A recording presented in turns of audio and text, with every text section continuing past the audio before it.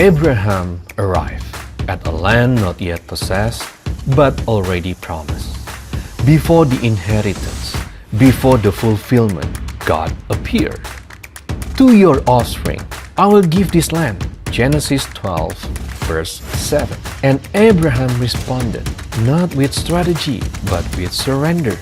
He built an altar, stone upon stone, a place of remembrance.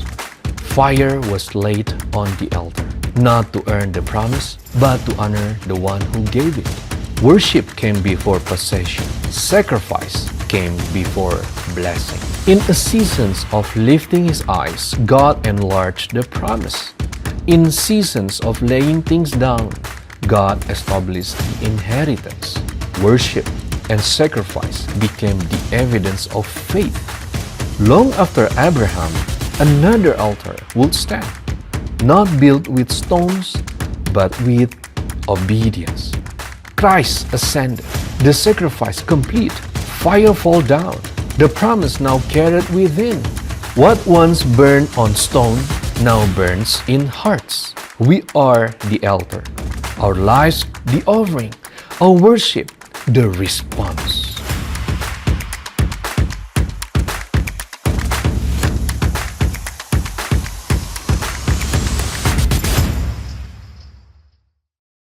Ya, bulan Mei kita punya tema yang baru, yaitu The Fire and the Altar. Dan bulan ini kita punya 5 minggu, dan minggu terakhir kita akan ada retreat, jadi kemungkinan besar kita nggak akan membahas tema ini di akhir bulan. Baik, untuk hari ini saya akan membagikan dari ayat yang cukup terkenal menurut saya, sering dibacakan di mana-mana, yaitu dari Roma 12 ayat 1-2, hanya 2 ayat. Dan saya akan bacakan buat saudara. Karena itu, saudara-saudara, oleh kemurahan Allah, aku menasihatkan kamu supaya kamu mempersembahkan tubuhmu sebagai persembahan yang hidup, yang kudus, dan yang berkenan kepada Allah. Itulah ibadahmu yang sejati. Berikutnya, janganlah kamu menjadi serupa dengan dunia ini, tetapi berubahlah oleh pembaruan budimu, sehingga kamu dapat membedakan mana kehendak Allah, apa yang baik, yang berkenan kepadanya, dan sempurna. Nah, judul khotbah hari ini adalah Living Sacrifice. Living Sacrifice. Dan saya harus membawa lagi atau mengingatkan kembali bahwa kata altar, ya karena kita lagi membahas fire and altar, itu pertama kali disebutkan di kitab Kejadian dan kita sudah bahas bulan lalu, ya. Dan saya akan coba mengingatkan kembali dari Kejadian 8. Inilah yang pertama kali kata mesbah disebutkan. Walaupun Kain dan Habel juga mempersembahkan kepada Tuhan, tapi nggak ada kata mesbah di situ. Disinilah pertama kali disebutkan kata mesbah. Lalu Nuh mendirikan mesbah bagi Tuhan. Jadi bayangin saudara, udah setahun dalam perahu, ya Nuh bersama dengan binatang-binatang yang dia selamatkan. Ada binatang yang haram, juga ada binatang yang tidak haram. Mereka setahun lebih ada di perahu tersebut. Dan apa yang Nuh lakukan pertama kali setelah keluar dari perjalanan yang panjang ini, gak ada hiburan, gak ada screen time. Lalu Nuh mendirikan mesbah bagi Tuhan. Dari segala binatang yang tidak haram dan dari segala burung yang tidak haram, diambilnyalah beberapa ekor. Dan mungkin binatang ini sering dia pelihara, dia berinteraksi, tapi dia harus ambil itu. Yang sudah menemani dia dan keluarganya sepanjang setahun lebih. Lalu ia mempersembahkan korban bakaran di atas mesbah itu. Ketika Tuhan mencium persembahan yang harum itu, berfirmanlah Tuhan dalam hatinya, aku takkan mengutuk bumi ini lagi karena manusia, sekalipun yang ditimbulkan hatinya adalah jahat dari sejak kecilnya. Jadi ternyata Tuhan bilang kita ini jahat dari kecil. Kalau ada orang bilang, oh anak-anak kecil tuh belum berdosa, ya innocent, enggak. Tuhan enggak setuju dengan statement itu. Tuhan mengatakan di ayat ini bahwa kita ini udah jahat dari sejak kecilnya. Dan aku tak akan membinasakan lagi segala yang hidup seperti yang telah kulakukan. Jadi kata mesbah disebutkan di sini, mesbah itu selalu ada yang namanya korban. Ada yang namanya juga api. Ya. Tapi saya mau saudara simpan kata jahat dari sejak kecilnya ini, dan nanti kita akan bawa lagi kata ini di berikutnya. Jadi altar menurut saya adalah, pengertian altar adalah is a place that can remind us who God is. Jadi altar yang didirikan oleh Nuh adalah tempat di mana dia diingatkan siapa Tuhan itu. Karena sebelum ada air bah, semua orang lupa sama Tuhan. Mereka berbuat jahat sampai Tuhan itu benar-benar enggak menyisakan manusia. Hanya Nuh dan keluarganya. Oleh karena itu saya mau mengingatkan kembali. Tuhan yang kita sembah adalah He's a judge, He's a savior, He is Lord, dia juga a father. Kenapa saya bilang judge?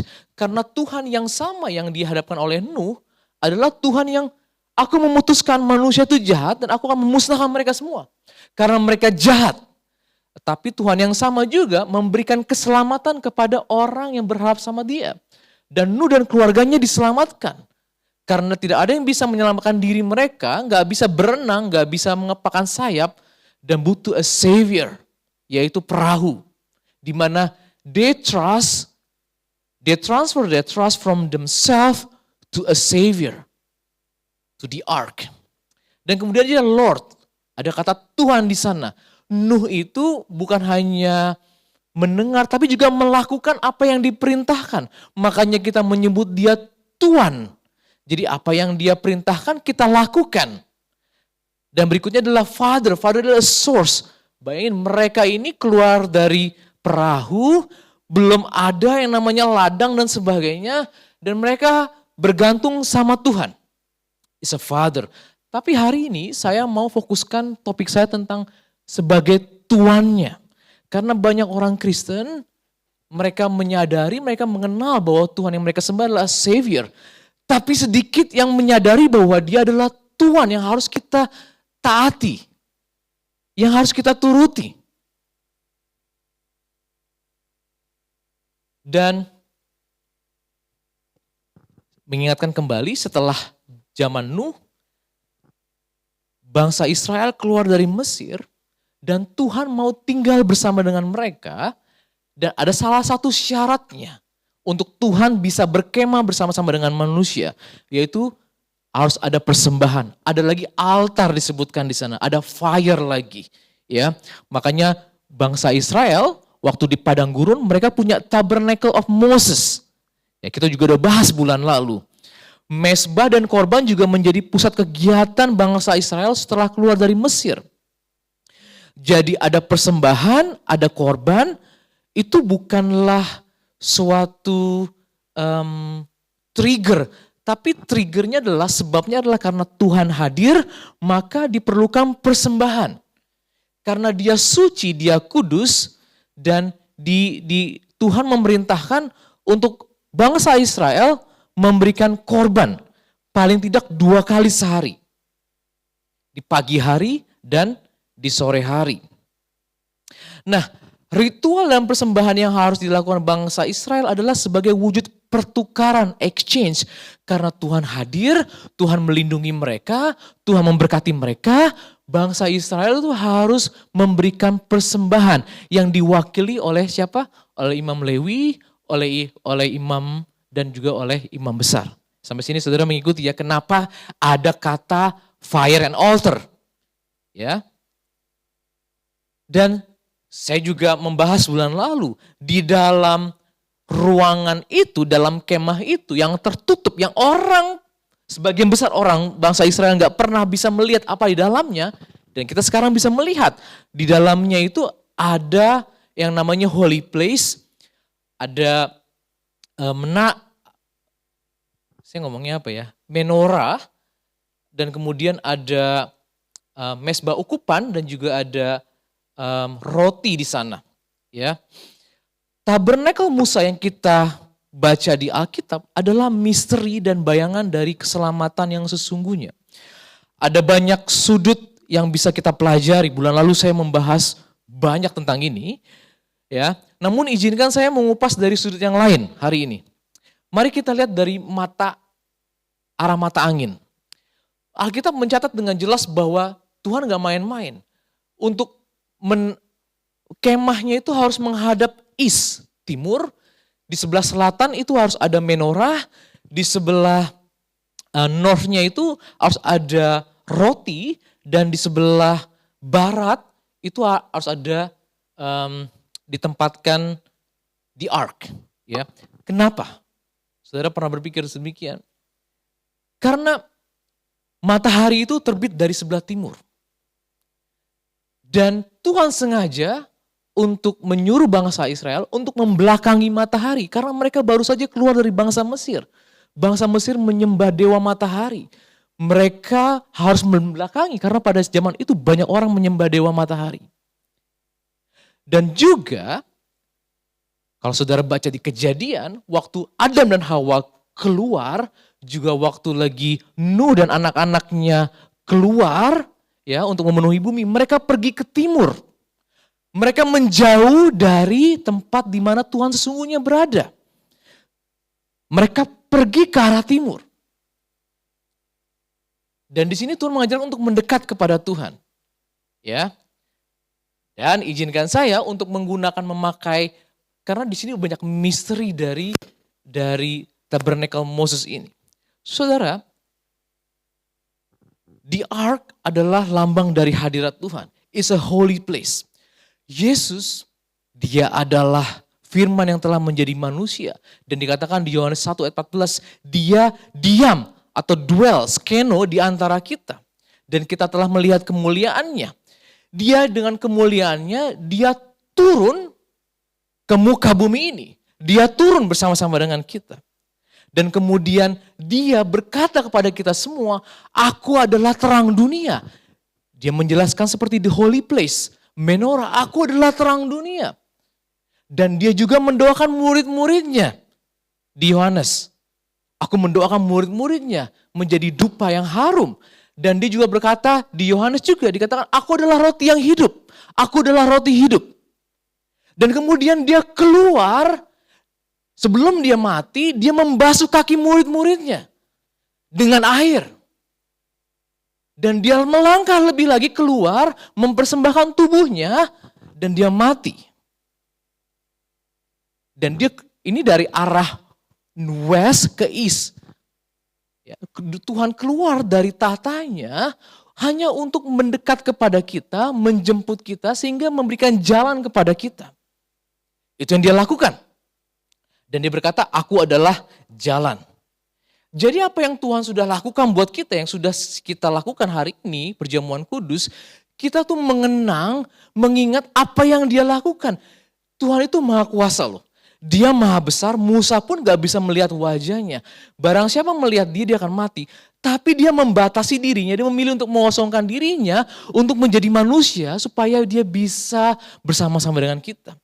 Dan dia bahkan mati dan dia menggenapi apa yang ada di tabernakel Musa ini. Saudara mengikuti sampai sini ya. Nah, oleh karena itu poin yang pertama yang saya mau bawa kepada kita adalah bahwa kita adalah the living temple. Kita adalah rumah Tuhan yang hidup. Nah, setelah Yesus mati dan bangkit, fokus ibadah bangsa Israel saat itu adalah yang percaya pada dia sudah bukan lagi kepada tempel lagi, udah berubah fokusnya. Karena saudara kalau baca waktu Tuhan Yesus mati, apa yang terjadi? Ada gempa bumi. Kalau saudara lihat tabernakel atau bait Allah yang dibangun Salomo, curtainnya itu bukan curtain kain lagi, kayu. Gempa buminya itu merusak struktur sebenarnya.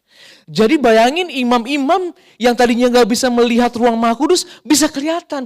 Ternyata gak ada apa-apa lagi di sana. Udah dibatalkan.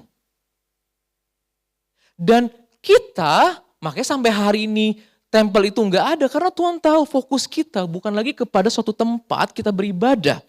Tapi Tuhan katakan bahwa kita semua adalah rumah Tuhan. Ya, firman Tuhan katakan bahwa tubuh kita adalah bait Allah. Dan Tuhan tidak lagi tinggal dwelling dalam suatu building, tapi dia tinggal dalam diri kita. Itu firman Tuhan. Dan mari saya bacakan buat saudara di Yohanes 14. Ini ayat pendukungnya. Saya bacakan dalam bahasa Inggris. If you love me, you will keep my commandments. Ya, jadi ada pertukaran di sana. And I will ask the Father, and He will give you another helper to be with you forever. Even the Spirit of truth, whom the world cannot receive, because it neither sees Him nor knows Him. You know Him, for He dwells with you and will be in you. Bayangin roh yang sangat luar biasa, yang menciptakan langit dan bumi, dia tinggal dalam diri kita. He will be in you. Nah saudara, bangsa Israel saja yang Tuhan tinggal dalam kemah, itu ada suatu tuntutan, ada suatu pertukaran yang dilakukan bangsa Israel. Ada mesbah, ada korban, ada aturan main yang harus precise in order. Bayangin, apalagi Tuhan yang kudus, dia mau tinggal dalam diri kita. Saudara pernah berpikir sedemikian bahwa Tuhan yang kudus tinggal dalam diri kita? Apakah kita menyadari hal tersebut atau tidak? Kalau tidak, mari kita menyadari hari ini. Oleh karena itu, karena Tuhan dalam diri kita harus mengerti prinsip ini yang saya mau ajarkan. Saya pernah ajarin beberapa tahun yang lalu, itu tentang exchange, pertukaran. Ya, tentang pertukaran. Bayangin saudara menghirup oksigen. Apa yang saudara hirup? Kalau saudara nggak mau menukar itu, coba saudara sekarang hirup, terus tahan terus. Saudara nggak mau let go, nggak mau mengalami pertukaran, apa yang terjadi? Mati. Jadi exchange itu ternyata pertukaran itu penting. Ada pertukaran yang harus kita lakukan. Karena dari pertukaran itu ada kehidupan di dalamnya. Ya. Dan ini berlaku dimanapun. Berlaku dalam suami istri, dalam pertemanan, dalam pekerjaan dan sebagainya. Begitu juga dengan hubungan dengan Tuhan. Ada namanya pertukaran. Kalau dia sudah datang, dia sudah mati buat kita, membuka jalan buat kita, dan dia tinggal dalam diri kita, ada something yang harus kita berikan kepada Tuhan. Bukan karena nilai ini nggak relevan, ya. Karena waktu saudara mengeluarkan karbon dioksida kan, mungkin bagi saudara nggak relevan, tapi bagi kita sistem itu harus berjalan dan bagi tumbuhan itu penting, ya. Sama seperti misalnya para pemimpin negara biasanya datang ke negara Indonesia bawa something, bener nggak? Wah. Dan kemudian presiden kita juga memberikan something juga. Dan nilainya itu bukan menjadi ukuran. Tapi proses pertukaran itu harus terjadi. Ya. Lalu saya tadi ngomongin tentang fire, tentang altar, dan sekarang ngebahas tentang pertukaran. Apa yang Tuhan harapkan dari kita untuk kita berikan kepada Tuhan. Nah, mari saya akan mulai bangun ini. Yohanes 14. Sebab itu, sebagai anak-anak yang terkasih, ini bukan Yohanes 14. Sebab itu, sebagai anak-anak yang terkasih, teladanilah Allah. Kita harus mencontoh Dia dan hiduplah dalam kasih sebagaimana Kristus juga telah mengasihi kamu dan telah menyerahkan dirinya untuk kita sebagai persembahan dan korban yang harum bagi Allah. Jadi, kalau dia udah menyerahkan, dan kita dibilang suruh meneladani dia juga. Kita nggak bisa dibilang harus pasif. Ya, kita harus hidup dalam kasih katanya. Tapi mari kita elaborate apa maksudnya. Ya. Dan temple, ya, atau bait Allah baik tabernakel Moses atau tempelnya Salomon, itu tidak ada fungsinya kalau nggak ada persembahan. Ya, itu sebabnya saudara kalau saudara baca sejarah waktu bangsa Israel diserang di tahun 70, ya, bait Allah itu dimusnahkan. Karena bait Allah dimusnahkan, maka fungsinya orang Farisi, ya, imam-imam ahli Taurat itu nggak berguna lagi. Karena nggak ada korban lagi. Nggak ada korban lagi. Mereka udah nggak ada kerjaan lagi. Dan living temple needs a sacrifice. Dan poin saya berikutnya adalah kita harus menjadi a living sacrifice. Itulah ayat yang kita baca di awal. Ya, bait Allah adalah ruang yang kudus. Dan tadi saya juga udah bahas, ada elemen, ada kaki dian, ada mezbah dupa emas, ada meja roti sajian yang harus kita jalankan, ya. Dan dibutuhkan juga living sacrifice. Mari kita balik kepada ayat yang kita baca di Roma 12 dan kali ini saya akan bacakan dalam bahasa Inggris. Therefore I urge you brothers and sisters in view of God's mercy to offer your bodies as a living sacrifice, holy and pleasing to God. This is your true and proper worship. Ada kata therefore di sana. Therefore itu maksudnya apa? Oleh sebab itu, kalau saudara baca di Roma 1 sampai 11, itu semua pasal membicarakan tentang betapa Tuhan baik, full of mercy, dia mati buat kita dan sebagainya. Dan di pasal 12 dikatakan, therefore I urge you brothers and sisters in view of God's mercy to offer.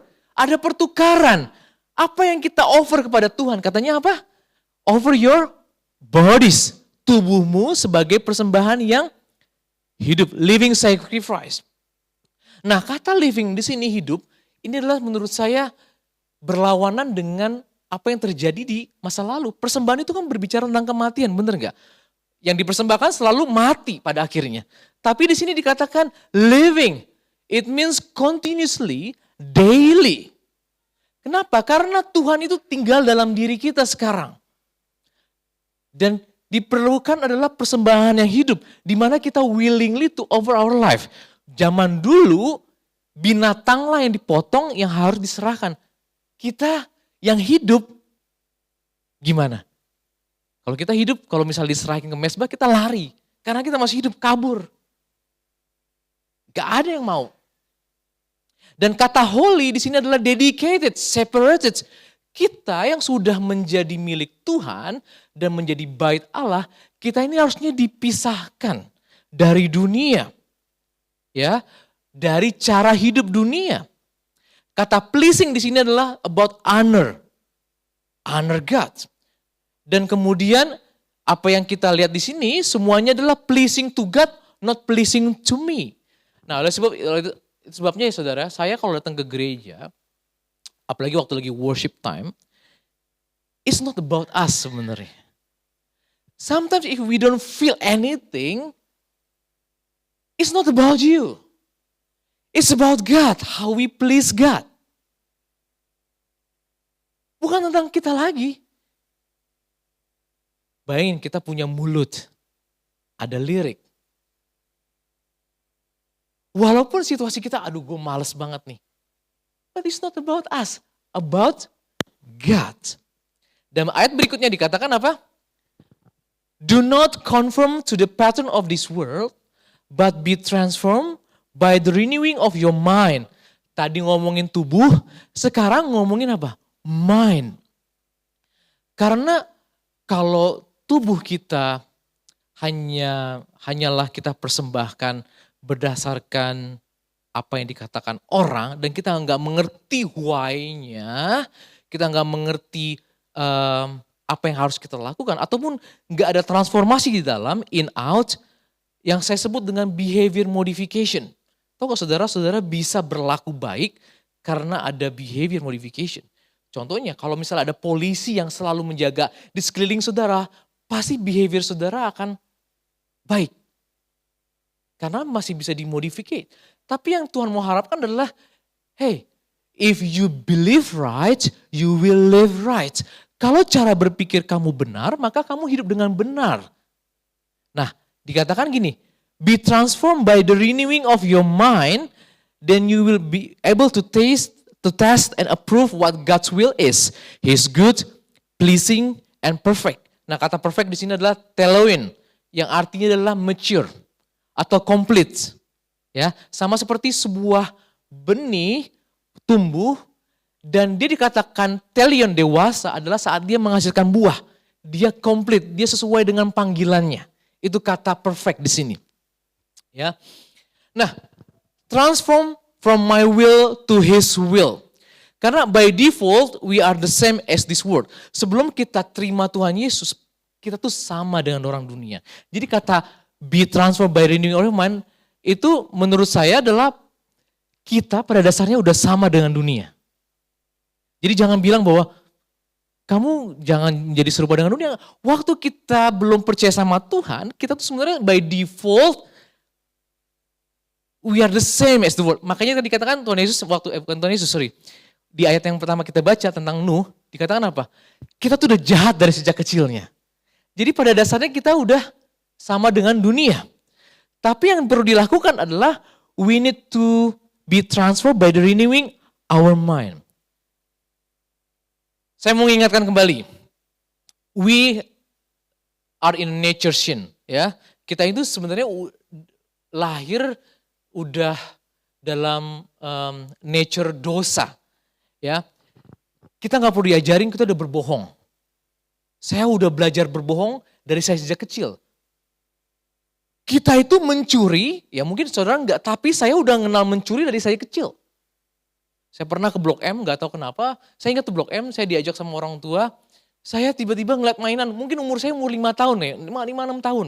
Saya lihat mainan robot, ih bagus ya, saya bawa, saya pulang. Terus saya cerita mama saya di bis, saya dapat ini, dengan bangganya dia, wah kamu bisa dapat, hebat. Gak ada yang ngajarin saya, tapi saya mencuri. Karena saya memang serupa dengan dunia. Saya ini, nature saya suka, saya normal, saya suka lawan jenis. Ya, kalau ada orang bilang, oh saya dilahirkan memang gak suka dengan lawan jenis sama jenis. Saya dilahirkan saya suka dengan lawan jenis. Tapi saya juga suka dengan banyak perempuan. Itu nature saya. Kalau bisa poligami. Ya, tapi kalau saya poligami, dia pasti teriak-teriak. Itu nature saya, saudara. Nature saya yang kita sama dengan dunia, suka selingkuh sebenarnya. Itu nature kita. Iya. Hari Minggu kalau mau nature saya nggak mau ke gereja. Apalagi kalau ada teman-teman di sini yang mau pelayanan, siapa sih yang mau pelayanan? Nature kita tuh maunya dilayani. Kita tuh sama seperti dengan dunia. Jadi kita perlu belajar apa yang namanya untuk tidak menjadi serupa dengan dunia. Ada kata telion di sini juga saya mau mengingatkan sama seperti Tuhan Yesus. Dia sudah datang, itu menurut saya udah good, pleasing juga honor God. Dia menyembuhkan orang, tapi waktu dia belum perfect atau belum telion, belum complete, kalau dia tidak mati di atas kayu salib. Itu sebabnya waktu di atas kayu salib dia berkata, it is finished. Sudah selesai. It's complete. Perfect. Karena itulah tujuannya dia datang. Kata telion di sini. Jadi kita sekarang sedang dilatih bagaimana kita bisa mengenal kehendak Tuhan. Karena pada dasarnya kita nggak kenal kehendak Tuhan. Kita perlu tahu yang namanya apa yang baik, apa yang menyenangkan atau honor God, dan apa yang menjadi perfect atau telion atau dewasa di mata Tuhan. Ya. Dan poin berikutnya, saya mau bertanya kepada kita semua. Oke, pertanyakan pada diri kita sendiri. Who is the Lord of my life? Siapa yang menjadi Tuhan dalam diri kita? I am, myself, my will, atau the I am. Tahu saudara the I am adalah Yahweh. Itu adalah the I am. Makanya Tuhan Yesus ngomong waktu lagi dia di tengah-tengah orang-orang yang menuduh dia, before Abraham, I am. Dia nggak ngomong I was, I am. Karena itu adalah nama Tuhan. I am. Makanya dia bilang, kamu blasphemy. Kamu menyamakan dirimu dengan Tuhan. Ya. Who is the Lord of my life? I am atau I am. Nah, inilah diperlukan transformasi, the renewing of mind. Nah, Adam dan Hawa, mereka tadinya bergantung sama Tuhan. Segala sesuatu tanya Tuhan. Lalu datanglah si jahat menawarkan sesuatu. Ngapain kamu butuh Tuhan? Hanya untuk mengetahui baik dan jahat. Kalau kamu tahu sendiri, you don't need God. You can become the Lord of yourself. You don't need God. You don't depend on God. Oh, that's a good idea. Bukankah itu yang kita pengen? Setiap daripada kita tuh gak mau diajarin. Saudara datang ke tempat ini, saudara mau dengar saya, ya, itu adalah bentuk dari, menurut saya adalah kerendahan hati. Karena pada dasarnya kita gak mau diajarin. Gak ada yang mau diajarin. Gak ada yang mau dikoreksi. Gak ada yang mau. We want to be Tuhan, the Lord of ourselves. Dan kita, saya gak tahu saudara dan saya dulu itu tahu yang namanya kehendak Tuhan. Tapi saya suka memilih-milih. Saya tahu kehendak Tuhan yang itu. Saya suka memilah-milah. Untuk kehendak yang ini nanti aja deh. Nanti buat nanti. Saya suka lirik, kehendak Tuhan yang itu boleh sih, tapi entar aja deh. Nanti aja deh. Karena saya mau jadi Tuhan atas hidup saya sendiri. Kita senang menjadi Tuhan. Kita mau kontrol diri kita sendiri. Nah, ini challenge-nya. Dan biasanya kita mau ikut His will sampai something happen into our life. Baru kita menyadari, wow. Terus kita pikir, kenapa gue gak dari dulu ya? Padahal gue udah dengar itu. I have heard that will before, years ago. Why I didn't listen that earlier? No, bukan kita gak mendengar. Kita udah melirik, tapi kita, no, ogah, no. But usually something happen into our life, baru kita menyadari, that's why I call it the hard way. The hard way. Kita tuh belajar bisa dari soft way sebenarnya. Belajar yang paling murah adalah belajar dari orang lain. Alkitab sudah memberikan banyak contoh. Saudara bisa belajar dari Musa, ya, bisa belajar dari Daud, dari kesalahannya dan sebagainya. Itu paling murah.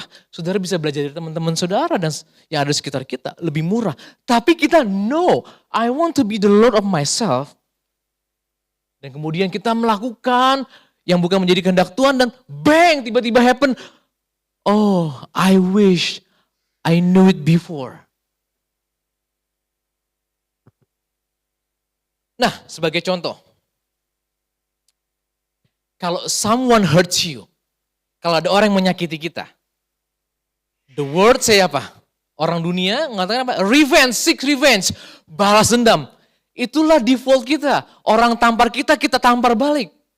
Orang tendang kita, kita tendang balik. Apa lo? Orang nyarip kita, kita salib balik. That's the default. Yeah, that's the word says. Kita sama seperti dengan dunia.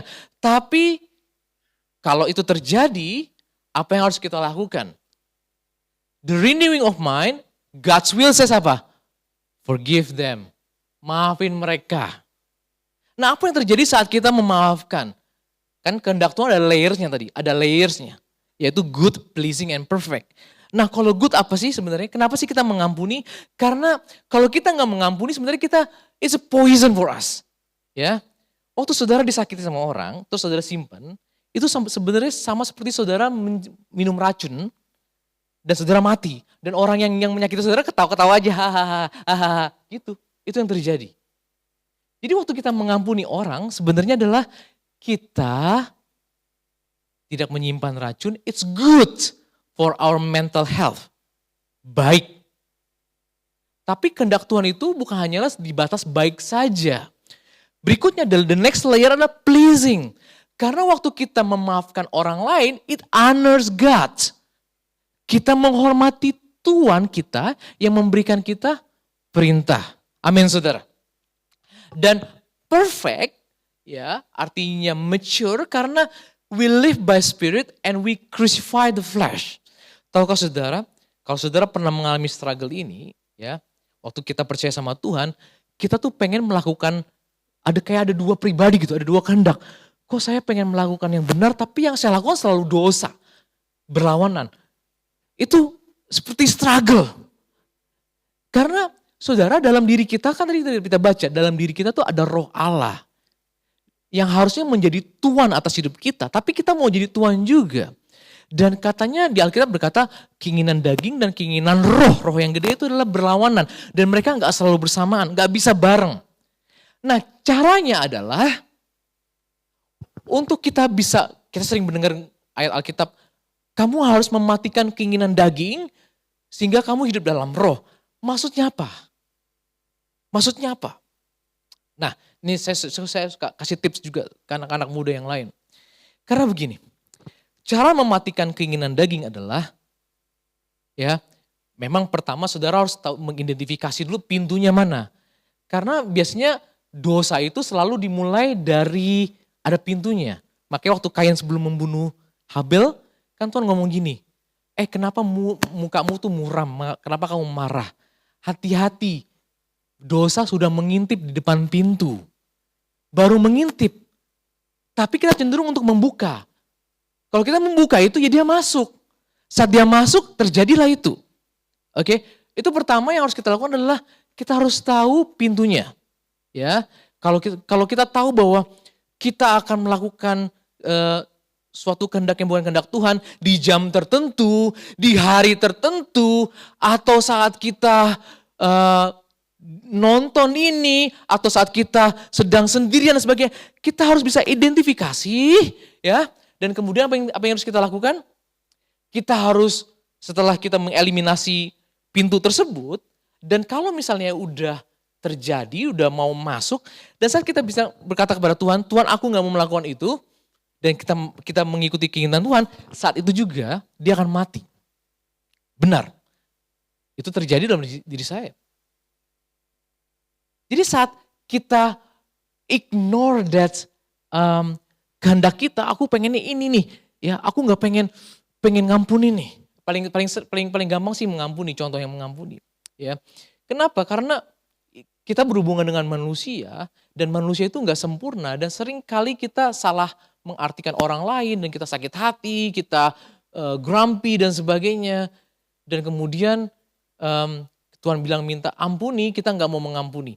Tapi pas kita mengampuni, maka kita akan menjadi orang yang murah hati. Dan kita akan di next contoh berikutnya kita nggak akan mengalami hal yang sama lagi karena kita udah lolos dari itu. Ya, susah sih. Saudara pernah disakitin orang? Caranya gampang. Sebut namanya, Tuhan aku mengampuni dia. Itu langsung lega. Tapi susahnya minta ampun. Saat kita melakukan itu, our will tuh mati, keinginan daging kita mati. Keinginan roh yang hidup. Dan kemungkinan dia gak akan muncul lagi. Ya. Dan ini semua berlaku untuk struggle apa yang kita miliki hari ini. Apapun itu. Apapun itu. Karena gak ada dua keinginan ini gak akan sama-sama. Selalu siapa yang dominan, dia yang jalan. Ya. Nah, pertanyaan berikutnya, ini kan someone hurts you. Kalau saudara menyakiti orang, pernah kan? Masa kita disakitin terus? Pernah dong kita berbuat salah sama orang? Oke, the word saya apa? Ngapain gue minta maaf? Bener gak? Gengsi lah, dia duluan lah. Kan gitu. Tapi kalau Tuhan bilang apa? Mengaku aja, minta ampun, minta maaf. Firman Tuhan berkata gini, tahukah kamu bahwa kamu tuh gak sembuh kenapa? Karena kamu gak saling mengaku dosamu katanya. Luar biasa that statement. Tapi kita sebenarnya gak mau, ngapain gue ngampuni. Padahal kalau kita bilang, ataupun kita bilang kita minta maaf, kita tuh lepas dari masalah lawyer, ya,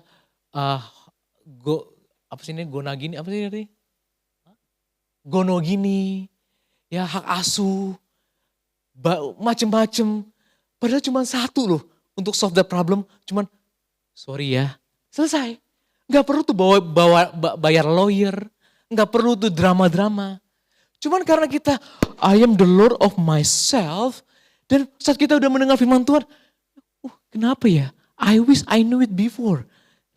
Seandainya saya tahu gitu. Gak. Nah sekarang ada di tangan kita saudara. Maukah kita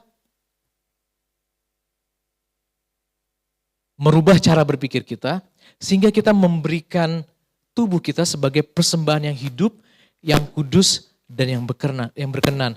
Karena itu adalah salah satu wujud pertukaran yang harus kita lakukan. Tanpa pertukaran ini maka kita akan mati. Pernikahan kita juga kalau tidak ada pertukaran mati. Dan saat ini kita lagi belajar konteks tentang ke Tuhan. Harus ada pertukaran yang harus kita lakukan buat Tuhan. Bukan berarti Tuhan itu kayak haus atau pujian saudara, enggak. But it's a requirement for healthy relationship. Harus ada pertukaran. Sehingga kita bisa berkata apa? Thy will be done on earth as it is in heaven. Bisa nggak kita berdoa? Kita tadi berdoa doa Bapa kami. Jadilah kehendak-Mu di bumi sama seperti di surga. Kehendak siapa yang mau kita turutin? Mungkin mungkin saudara pernah berpikir sama seperti saya dulu. Saya takut kehendak Tuhan itu merugikan saya. Wah, hidupnya cuma kudus doang. Pokoknya semua suci. Gak boleh ini lagi, gak boleh itu lagi. Pokoknya semuanya itu. Saya mau kasih tahu saudara. Tuhan itu sudah jauh-jauh datang. Dan dia mau mati buat kita. Surga sudah memberikan yang terbaik. Yaitu Yesus. Dan saat kita diminta untuk ayo lakukan kehendakku yang baik, yang pleasing, berkenan dan yang sempurna, kita mundur. Enggak sekarang deh Tuhan, nanti aja. Enggak deh Tuhan, aku masih mau enjoy ini. Dan kita curiga sama Tuhan. Berarti kita belum mengenal siapa Tuhan yang kita sembah. Kalau dia begitu sangat baik, seperti saya bilang, dia memberikan dirinya, memberikan yang surga berikan. Masa sih kehendaknya dia itu untuk merugikan kita? By default kita tuh orangnya pelit. Bener gak? Enggak ya? Cuma saya doang kali ya. Saya pelit loh. Bener. Saya dulu pelitnya minta ampun. By default. Terus kita diajarin untuk sharing. Bener, bahkan orang yang gak Kristen juga diajarin dengan anaknya, sharing is caring gitu, sharing is caring. Tapi kalau untuk kita memberi karena kita mau, wah gue pengen punya koneksi sama dia, itu kan Tuhan Yesus bilang buat apa gitu kalau kamu memberi tapi orang lain kamu ada balasannya gitu. Tapi firman Tuhan katakan berilah, bahkan saat kamu memberi ke orang atau meminjamkan kepada orang lain, jangan berharap kembalian katanya. Pas saya kamu minjemin ke orang nih, kamu minjemin orang, minjemin saya dong duit misalnya 100.000. Kita pinjemin, firman Tuhan katakan apa? Jangan berharap dibalikin. Lah rugi dong kita, kan begitu. Bener gak? Tapi kalau kita uji, dan kita mau melakukannya, maka kita akan melihat bahwa apa yang kita takutkan sebenarnya gak terjadi. Pernah gak saudara mikir gitu? Nih saya kasih challenge lagi, saya orang yang pemikir, thinker. Ya. Kalau memberi, saya ngomongin memberi bukan karena persembahan, enggak ya, sama sekali enggak. Kan saya bilang saya pelit. Ini buat saya ngomongin saya nih, saya pelit dulu. Kalau memberi, ya saya ngomongin saya ya, Kalau saya memberi, terus itu kan suatu action. Kalau akibatnya adalah saya kekurangan, kalau memberi hanya membuat saya kekurangan, kenapa iblis enggak encourage saya untuk memberi terus? Pernah berpikir enggak? Kan iblis pengen kita kekurangan. Dia kerjanya mencuri, membunuh, membinasakan. Bener enggak? Coba saya ulangi lagi. Kalau memang memberi hanya untuk membuat kita kurang, kenapa kok pesan memberi itu dari kerajaan Allah bukan dari kerajaan iblis gitu? Kenapa? Kenapa dari si jahat ngomongnya tahan aja tahan gitu. Bener gak? Kan pas kita memberikan, gitu. Dan kita pikir, nih Tuhan ngajarinnya gak bener nih. Gitu. Nah tapi saat saya berusaha untuk melawan my will, saya memberi. ya memberi kepada orang lain yang membutuhkan dan sebagainya. Ternyata benar loh. Tuhan itu pengen dia menyalurkan, dia mau pakai alatnya untuk kita tuh menjadi saluran. Dan sehingga kita nggak kekurangan. Nah, prinsip-prinsip inilah kita harus pelajari by renewing our mind daily. Setiap hari. Bagaimana caranya? Kita mau gak mau harus baca firman Tuhan. Kita harus dengerin firman Tuhan. Kita enggan. Yang kita mau apa? Ini kapan sih? Ya, gue gak mau lagi deh ikut-ikutan gereja-gerejaan. Apa sih ini? Karena kita pada dasarnya nggak mau diajar, kita punya kehendak sendiri. Tapi hari ini kita belajar tentang fire and altar. Untuk persembahan sudah dilakukan sama Tuhan Yesus. It's finished. Kita bisa datang kepada Tuhan dengan keadaan apapun dan anytime. Karena Tuhan adalah omnipresence. Tuhan ada di mana-mana. Yang membedakan adalah apakah kita menyadari dia hadir di sini atau enggak. Dari sebanyak orang ini mungkin sebagian yang mengatakan, saya nggak merasakan hadirat Tuhan. Oh, the Bible says you have to agree with this. Di mana 2-3 orang berkumpul dalam namaku, aku ada di tengah-tengah mereka. Pertanyaan kalau saya nggak merasa saya hadir, it doesn't mean God is not here. Karena dia omnipresence, our awareness aja. Dan kita belajar firman Tuhan, kita mau diubahkan adalah di tempat-tempat seperti ini.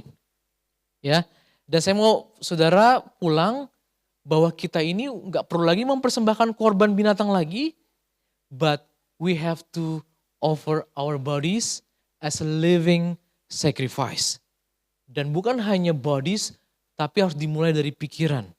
Karena inside out, saudara akan menjalaninya long run. Karena kalau enggak, itu hanyalah terapi. Saudara akan bisa jatuh kapanpun. Kenapa kita mempersembahkan tubuh kita? Karena Tuhan ada di tengah-tengah kita. Saya sudah selesai.